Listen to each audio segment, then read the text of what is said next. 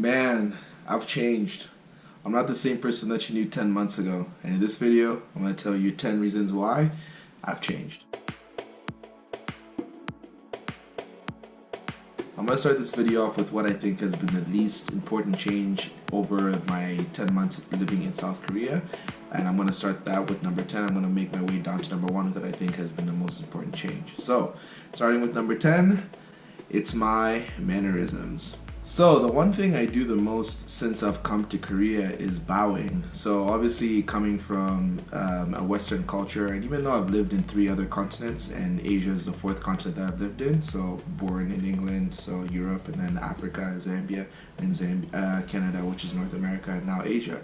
So it's the first time in my life that I've had to bow in front of people. And because I'm a teacher, and when I go to school, teachers are people that are respected, a lot of students would bow to me. And the funny thing was, when I first started teaching, I noticed that everybody was bowing, like teachers and students, and so I would just bow to everybody that walked by. I'm like, oh, bow, bow, bow, bow, and I would bow to my students too, which is not something that we should do, but teachers would bow to other teachers. So then over time I realized, like, hey, I don't need to bow my students bow to me. And so I'm always like going by and saying annyeonghaseyo, and like bowing, and annyeonghaseyo is just like saying hello. And so that's definitely one thing that like I have to like switch when I go back to Canada, that I won't be bowing as much, or that I shouldn't bow to people, because then people are going to think that's weird. Another thing is so my sound effects. So when somebody is talking to me, and let's just say, I'll give you an example. If like a student is having a conversation with me and they're trying to tell me something, and I understand what it is that they're saying, I'll be like, oh, I see, oh, and I'm doing it like the Asian way, and like I never used to do that in Canada or ever, and so hopefully I don't continue doing that, because people are going to think that's weird when I'm having normal conversations with people. I'm like, oh, I see, Another thing is, in Asia, or maybe at least in Korea, people don't say bless you when you sneeze. So people like sneeze all the time, and they don't cover their face or cover their nose. They do wear masks though, but like they don't say bless you. So like I just stopped saying that entirely, and so hopefully I remember to do that when I do go back to Western countries, so that people don't think like I just don't care at all. And a few other things I've changed in terms of mannerisms are just like gestures and stuff. So in Korea, some people actually do like a double hand wave. So they could just be waving to you, but they'll like wave with like both hands. So I do the same thing sometimes. I'm like, hi! I know it's weird. But also another thing too is like the love gesture. So like a lot of people do that to you. So like the little heart. So yeah. Anyways, that's another thing that I do sometimes, but yeah, a lot of mannerism changes. I can't remember all of them, but there's definitely like a long list when it comes to that. Oh yeah, I just remembered another one. So, peace sign.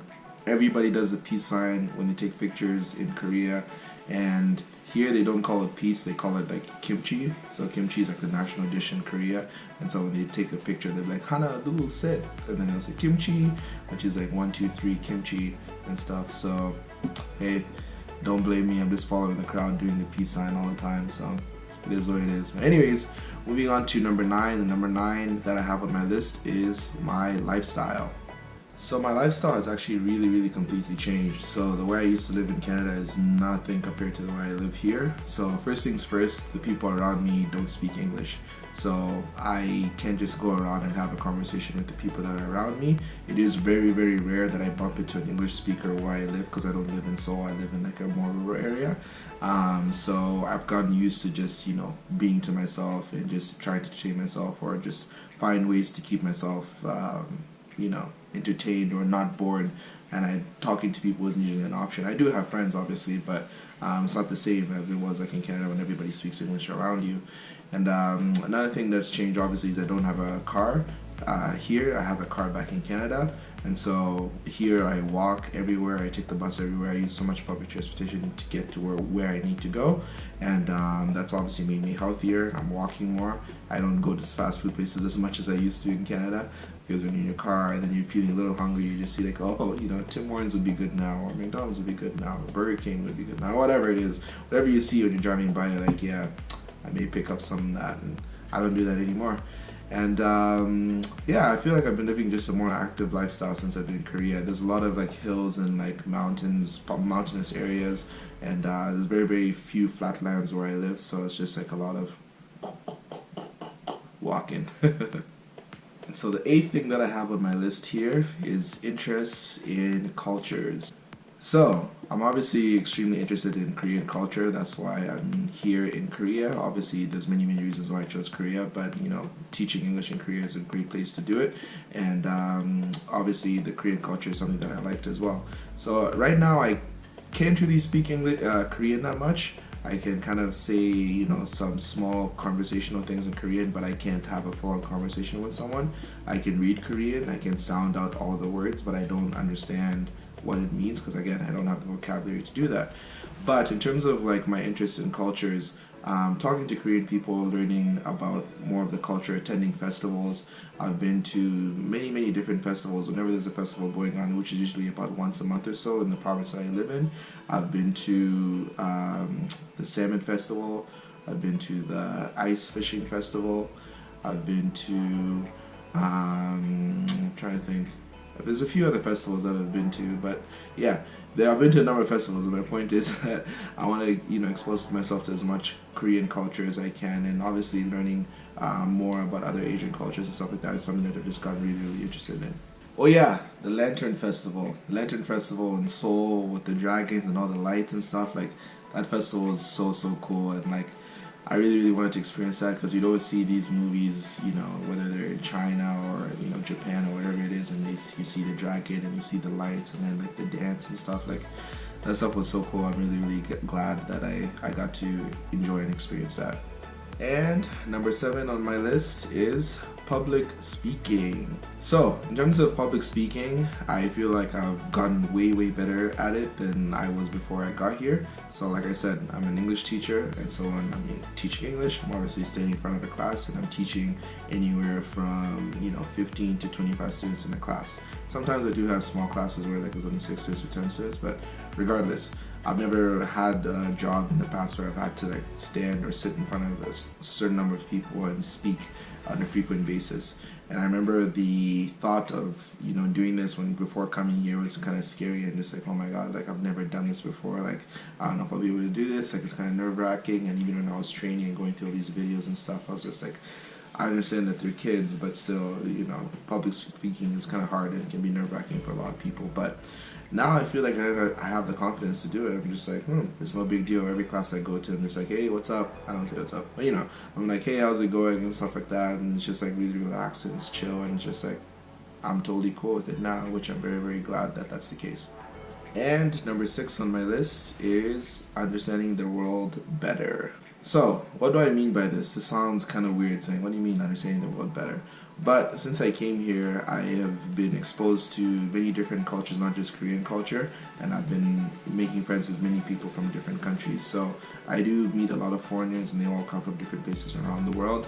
But in terms of EPIK and the EPIK teachers that I met from orientation, EPIK does hire teachers from 7 different countries, and I became friends with a lot of people from a lot of different countries, which is really, really awesome because they can tell me about their home country, and I can learn a lot about that. And then they obviously ask me about Canada and stuff, and it's definitely like different from what you can just find online or watching YouTube videos and stuff like that, when you can get a perspective of somebody that actually lived there for most of their life and know that when they go back to their home country, you have them as a resource in order for them to show you around and get to experience it from their point of view, from a local that actually lives there.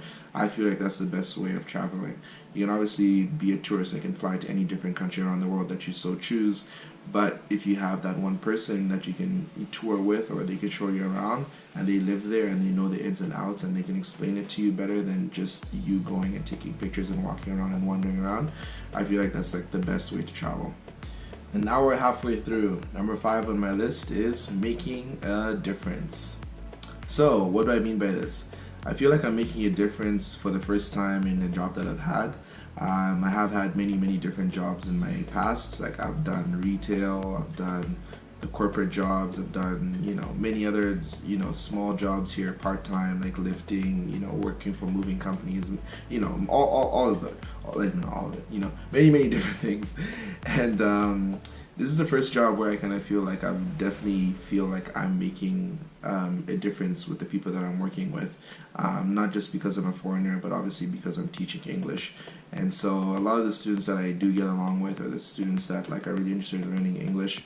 It's really cool because like they get excited when they see me, and they get excited for lessons. They write notes. They've shared a lot of feelings, and they've expressed themselves to me in many different ways. And I think that's really cool, because these are going to be people that I'll remember when I'm older, and hopefully I get a chance to meet them when they grow up again. I think that would be pretty cool.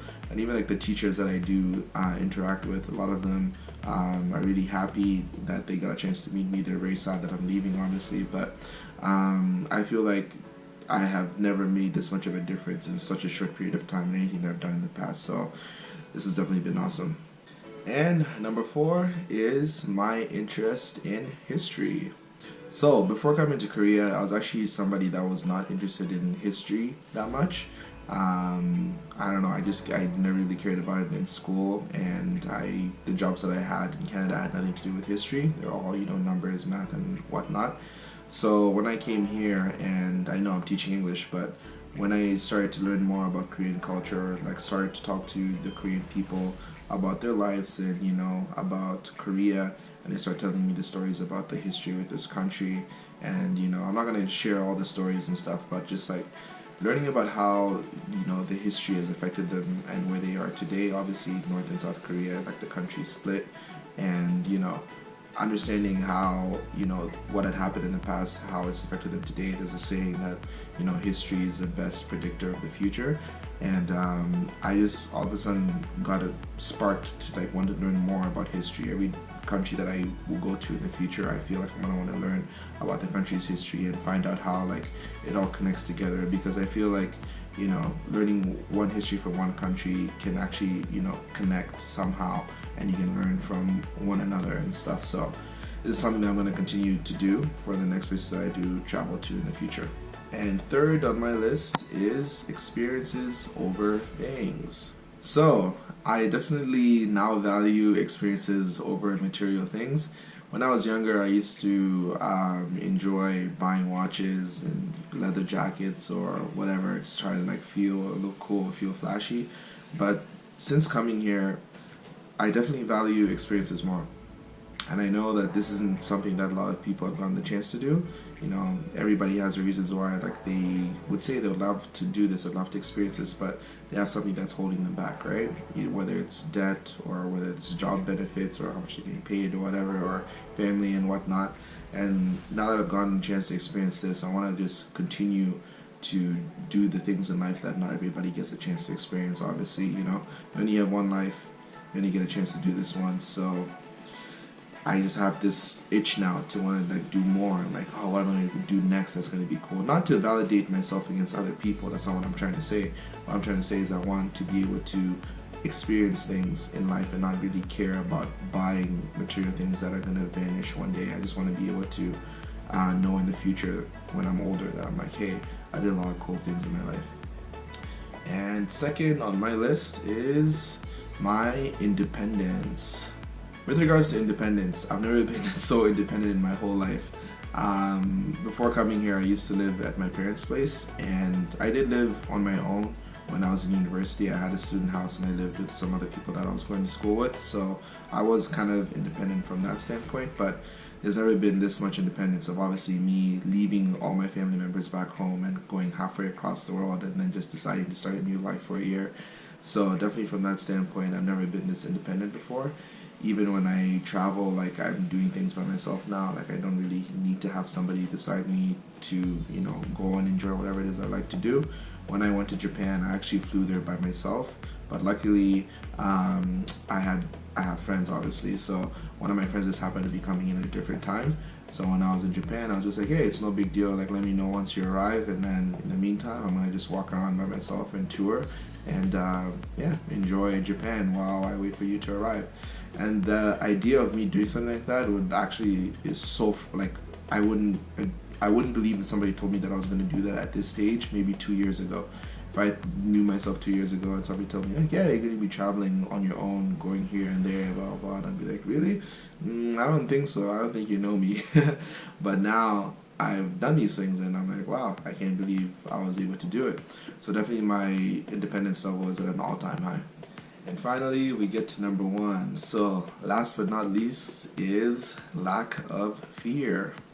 So obviously I'm still a human being. So obviously if I see a lion or like if I watch a horror movie the next day or when I go to bed, I'm still obviously gonna have some fears. But what I mean by this is obviously my comfort zone. So I'm not really afraid to just do whatever it is that I decide to do, whatever I decide to put my mind to.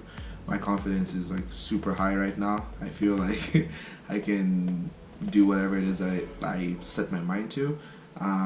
Since coming here and when I go back to Canada or whatever it is that I decide to do in the future, I just know that I'm gonna have no problem doing it. I'm just gonna put my mind to it and just be like, boom, done, or whatever, how long it takes me to do. Whether it's have to go meet new people, if I have to travel somewhere. I do plan on going to Europe and living there for a little bit. That idea does not sound scary to me at all right now. Wherever it is I'm gonna end up, we'll see. But like, I don't even know how to explain it. It's just, I just have no fear. Like nothing really scares me anymore. Even like the idea of making this YouTube channel. So when I thought about doing this a year ago, I think it's been about a year since I've started my channel actually, I was scared. I was thinking to myself like, oh my god, like I can't believe when I start a YouTube channel, people are going to be watching me and they're going to be judging me and like all these different things, and just like all these things go through your head, right? It's just like, but my first few videos when they finally came out, like I'd always be so scared, like, oh, they're judging me and all that stuff. But now I don't really care. I get in the camera, I just talk, I just say what's ever in my mind, and I spit it out, and know there's people watching me, and I'm just like, hey, it's all good, you know. So yeah, I guess that kind of explains my lack of fear now. But yeah, those are my 10 reasons for why I have changed and how Korea has changed me, or Asia in general has changed me. So I hope you enjoyed the video, and there's light that's beaming behind me right now, and I feel like it's like a halo effect. Ta-da! I've changed! I'm just joking. Anyways, yeah, thanks for watching the video. Hopefully you watch my other videos too. Stay dreaming, stay chasing, and I'll see you later. Bye. When I went to Japan, I actually flew there by myself. Are you serious?